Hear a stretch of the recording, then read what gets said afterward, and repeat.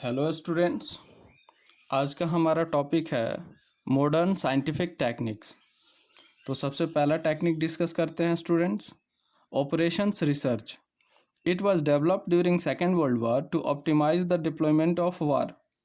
माना यह जाता है स्टूडेंट्स कि जिस देश के पास रिसोर्सेस लंबे समय तक चलते हैं वही देश लड़ाई को जीतता है। इस टेक्निक का इस्तेमाल सेकेंड वर्ल्ड वॉर के समय में किया गया था ताकि सारे देश जो हैं वो अपने अपने रिसोर्सेस को असरदार तरीके से इस्तेमाल कर सके, उसका ऑप्टिमम इस्तेमाल कर सके। और आज के समय में इस टेक्निक का इस्तेमाल ऑर्गेनाइजेशंस अपने रिसोर्सेस को ऑप्टिमम यूज़ करने के लिए, उसको इफ़ेक्टिव और इफ़िशिएंट मैनर में यूज़ करने के लिए करता है। Now move to the second technique, that is lean manufacturing. This technique focuses on reducing 7 waste of overproduction. Basically ये टेक्निक जो है ये 7 तरह के वेस्ट जो ओवर प्रोडक्शन के वजह से क्रिएट होते हैं उन्हें रिड्यूस करने के लिए इस्तेमाल किया जाता है। That is waiting time, transportation, processing, motion, inventory, scrap and any manufacturing process. आप देख पा रहे हो बच्चों कि सबसे पहला जो वेस्ट जनरेट हो रहा है वो है वेटिंग टाइम। हमें 700 गुड्स प्रोड्यूस करने थे, हमने 1000 गुड्स प्रोड्यूस कर दिया। अब क्या हुआ, जो ओवर प्रोडक्शन हो गया है, यानी 300 प्रोडक्ट्स का हमने क्या किया, 300 गुड्स का ओवर प्रोडक्शन किया है। तो अब ये 300 गुड्स को हमें तब तक अपने पास रख के इंतज़ार करना होगा जब तक कि वो सेल आउट ना हो जाए। Then the second one is transportation. अब क्या होगा, वो एक्स्ट्रा गुड्स है तो उसको हम एक जगह से दूसरे जगह अगर ले जाते हैं ट्रांसपोर्टेशन के थ्रू, तो वहाँ पे भी बिना मतलब का हमारा खर्चा जनरेट हो रहा है, एक खर्चा ऑकर्ड हो रहा है। देन प्रोसेसिंग, हमें टाइम टू टाइम ऐसा भी हो सकता है कि उस गुड्स को ठीक रखने के लिए कुछ ना कुछ प्रोसेसिंग करना पड़े। देन मोशन, कभी कभी उसका जगह भी हमें बदलना पड़ता है। देन इन्वेंट्री, अननेसेसरीली हमें स्टॉक मेंटेन भी करना पड़ता है। और ऐसा भी होता है कि एक ही जगह पड़े पड़े हमारा गुड्स ख़राब हो जाता है जिसके वजह से उसे रद्दी में कंसिडर किया जाने लगता है, यानी कि वो स्क्रैप हो जाता है। एंड एनी मैन्युफैक्चरिंग प्रोसेस, और बहुत सारे मैन्युफैक्चरिंग प्रोसेस हमें करने पड़ सकते हैं, तो this all are considered as waste. तो ये 7 तरह के आपने वेस्ट यहाँ पे देखे जो कि ओवर प्रोडक्शन के वजह से होता है। इसको रिड्यूस करने के लिए, इसको मिनिमाइज़ करने के लिए, इसको हटाने के लिए ही लीन मैन्युफैक्चरिंग टेक्निक का यूज़ करते हैं हम। Now move to the third technique, that is kaizen. अब काइजन क्या कहता है, it is a Japanese word which means change for better. ये एक जापानीज वर्ड है जिसका मतलब होता है चेंज फॉर बेटर, यानी अच्छे के लिए बदलाव। हमारे पास अगर 1 by 1 एक से बढ़कर एक मेथड्स आते जाते हैं गुड्स को प्रोड्यूस करने के लिए, तो हमें उन अच्छे मेथड्स को अडॉप्ट करना चाहिए और पुराने मेथड्स को छोड़ देना चाहिए। It is a daily activity which eliminates hard and difficult task by experimenting scientific methods. जब स्टूडेंट्स हम लोग कुछ ना कुछ करते रहते हैं, डेली वर्क तो करना ही करना है। अब उस डेली वर्क में क्या होता है, हम हर रोज़ कुछ ना कुछ नया सीखते हैं, एक्सपेरिमेंट कुछ ना कुछ होते रहता है। अब जब हमें कोई अच्छा मेथड मिलता है तो हम पुराने वाले को क्या करते हैं, उसको कैरी करते रहते हैं या उसे हम छोड़ देते हैं। अगर ऐसा लोग नहीं करते हैं तो उन्हें ऐसा करना चाहिए, पुराने वाले मेथड्स को छोड़कर नए वाले मेथड्स को अडॉप्ट करना चाहिए ताकि हम अपने प्रोडक्टिविटी को और ज़्यादा इंक्रीज कर सकें। तो this is about third technique, that is kaizen. Now students, fourth technique हम लोग अब डिस्कस करते हैं।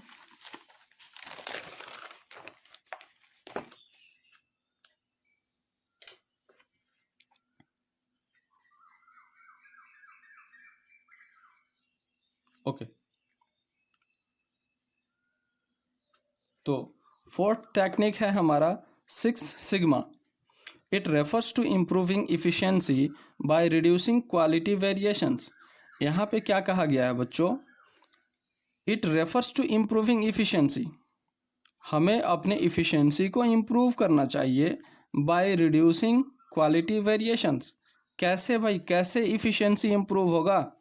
तो कह रहा है 10 तरह के क्वालिटी आप मत जनरेट करो, 10 तरह के गुड्स को, 10 तरह के क्वालिटी गुड्स आप मत बनाओ, आप 3 ही बनाओ, 4 ही बनाओ, लेकिन क्वालिटी अपना बेस्ट दो। इससे क्या होगा? हमारा इफ़िशियंसी जो है वो इंक्रीज होगा। एक बार फिर से देखो students, 6 sigma it refers to improving efficiency by reducing quality variations. हम 10 तरह के प्रोडक्ट्स बनाएंगे तो हम इफ़िशियंट कहाँ हो रहे हैं? 10 तरह के प्रोडक्ट बनाने से अच्छा है कि हम 2 ही 3 तरह के प्रोडक्ट्स बनाएं, क्वालिटी प्रोडक्ट्स बनाएं और उसमें ज़्यादा वेरिएशंस ना रखें। जैसे कि हम ले लेते हैं चाय का example, red label, gold, yellow label, है ना, फिर ग्रीन लेबल। तो ये सब आप क्या देख रहे हो? थोड़ा थोड़ा वेरिएशंस है इसमें, और क्वालिटी भी एक से एक ज़बरदस्त क्वालिटी है, और इससे हमारा इफ़िशियंसी भी क्या होता है? इम्प्रूव होता है। Now move to the fifth technique, that is just in time manufacturing. It is an inventory management strategy to improve return and reduce cost. अब देखो students, just in time manufacturing technique क्या कहता है? It is an inventory management strategy. ये एक inventory management strategy है, यानी कि ये वो रणनीति है जिसके थ्रू हम अपने स्टॉक्स को मेंटेन करते हैं, उसको मैनेज करते हैं। जैसे रॉ मटेरियल हमारे पास ऑलरेडी है, और रॉ मटेरियल्स अगर हमारे पास आ रही है तो क्या करेंगे? हम उसको ले लेंगे? नहीं, हमें उसे रिटर्न करना होगा। यानी हमें यहाँ पर डिसीजन लेना होगा कि जिस समय जिस चीज़ की ज़रूरत है उसी समय में वो हमें अवेलेबल हो, ताकि अननेसेसरीली स्टॉक हमें मेंटेन ना करना पड़े। और इससे फ़ायदा ये होगा कि हमारा कॉस्ट रिड्यूस होगा। अब जैसा कि अभी मैंने कहा, ऑलरेडी हमारे पास रॉ मटेरियल्स हैं, और आप रॉ मटेरियल्स लेते हो तो उसके लिए आपको पैसे देने होंगे, पैसे खर्च करने होंगे। तो कॉस्ट वहाँ पे क्या हो रहा है? कॉस्ट वहाँ पे ज़्यादा ऑकर्ड होगा, यानी कि हमारा कॉस्ट बढ़ेगा। वहाँ पे अगर हम रिटर्न कर देते हैं रॉ मटेरियल्स को तो उससे क्या होगा? कॉस्ट हमारा जितना पहले था उतना ही रहेगा, अननेसेसरीली वो बढ़ेगा नहीं। Now move to the advantages of scientific management. अब हम लोग बात करेंगे स्टूडेंट्स साइंटिफिक मैनेजमेंट के एडवांटेजेस की। The first advantage is mutual understanding and operation brings workers and management closure.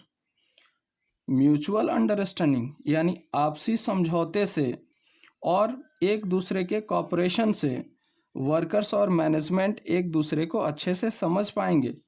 उनका जो आपसी अंडरस्टैंडिंग होगा वो बेहतर होगा। Then the second one is more training to improve the skill of workers. ज़्यादा से ज़्यादा जब एम्प्लॉयज़ को, वर्कर्स को ट्रेनिंग का अपॉर्चुनिटी मिलेगा तो उनका स्किल इम्प्रूव होगा।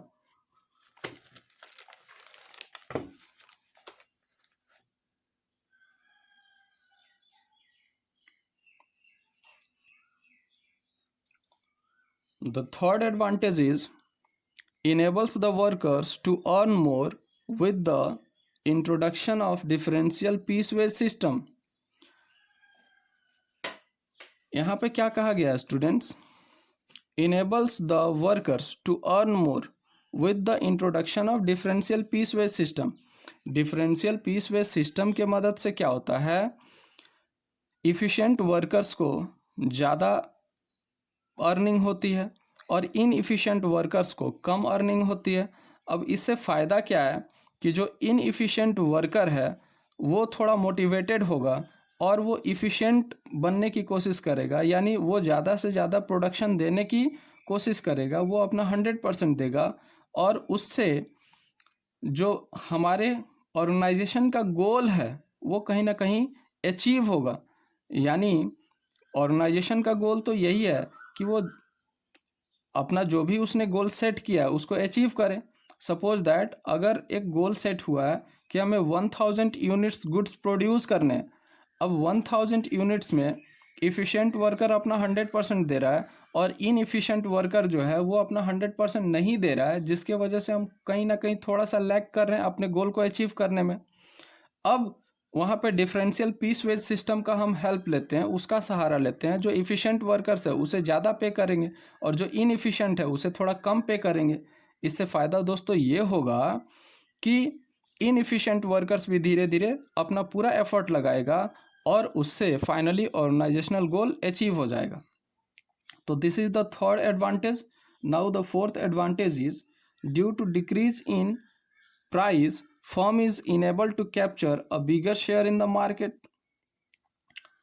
अब क्या होता है कि फर्म अपने प्राइस को थोड़ा कम रखता है मार्केट में अदर प्रोडक्ट्स के प्राइस से, और इससे फ़ायदा क्या होता है, प्राइस कम रहने के वजह से मार्केट में हमारे प्रोडक्ट्स का डिमांड बढ़ जाता है। अब जब डिमांड बढ़ जाएगा किसी भी प्रोडक्ट का तो आप देखोगे कि मैक्सिमम पोर्शन जो होगा मार्केट का वो आपके प्रोडक्ट से ही कवर हो जाएगा, यानी आपके प्रोडक्ट्स की डिमांड ज़्यादा होगी बहुत ढेर सारे लोगों के द्वारा, मार्केट का एक मेजर पोर्शन आपके कंट्रोल में आ जाएगा। तो this is the fourth advantage. Now the fifth advantage is helps in reducing cost of production by eliminating all types of wastage. जैसा कि हमने पढ़ा लीन मैन्युफैक्चरिंग में कि 7 वेस्ट को हमें क्या करना होता है, कंट्रोल करना होता है। और जब ओवर प्रोडक्शन हम नहीं करेंगे, जितना हमें एडुकेट अमाउंट ऑफ गुड्स ही प्रोड्यूस होंगे, तो उससे फ़ायदा क्या होगा कि हमारा जो कॉस्ट होगा, कॉस्ट ऑफ प्रोडक्शन, वो रिड्यूस हो जाएगा, कम हो जाएगा। तो these are the 5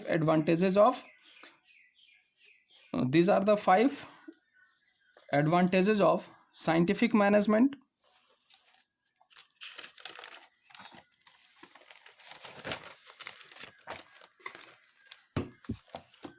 Now students, we are going to discuss the last topic of this chapter, that is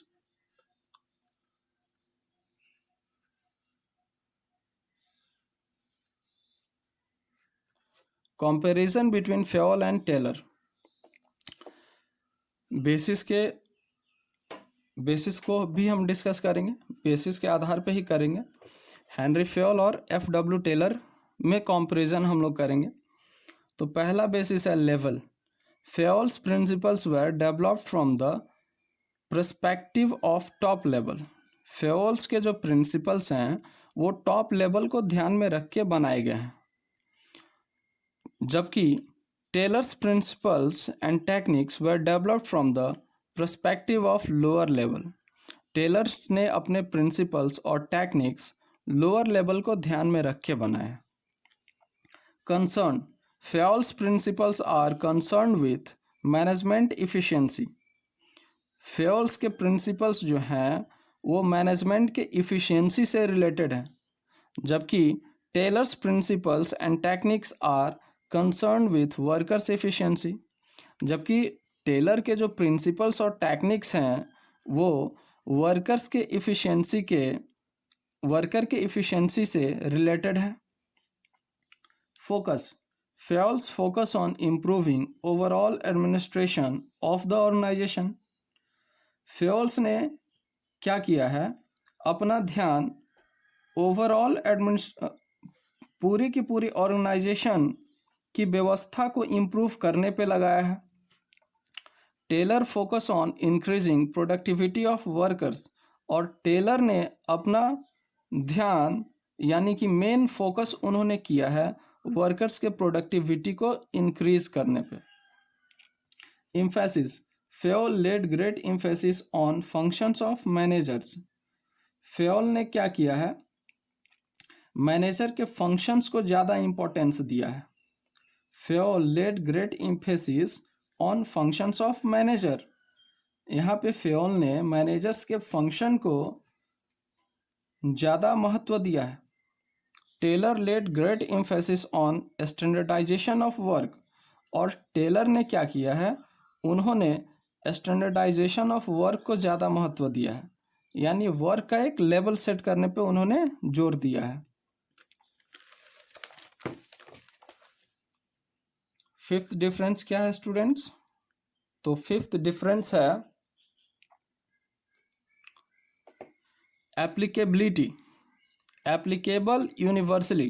फेयोल्स के जो प्रिंसिपल्स हैं वो पूरे ब्रह्मांड में लागू किए जाते हैं, यानी पूरे ब्रह्मांड में वो यूज़ किए जाते हैं, उसका इस्तेमाल किया जाता है। एप्लीकेबल टू स्पेशलाइज सिचुएशंस, जबकि टेलर के टेक्निक्स और प्रिंसिपल्स स्पेशलाइज सिचुएशन यानी खास सिचुएशंस में इस्तेमाल किए जाते हैं। Basis of formation, Fayol's principles are based on personal experiences. Fayol's के जो प्रिंसिपल्स हैं वो उनके पर्सनल एक्सपीरियंस के आधार पे हैं, यानी कि उन्होंने खुद पर्सनल उन्होंने एक्सपीरियंस किया इस चीज़ को, और तब जाके उन्होंने अपने प्रिंसिपल्स डेवलप किए।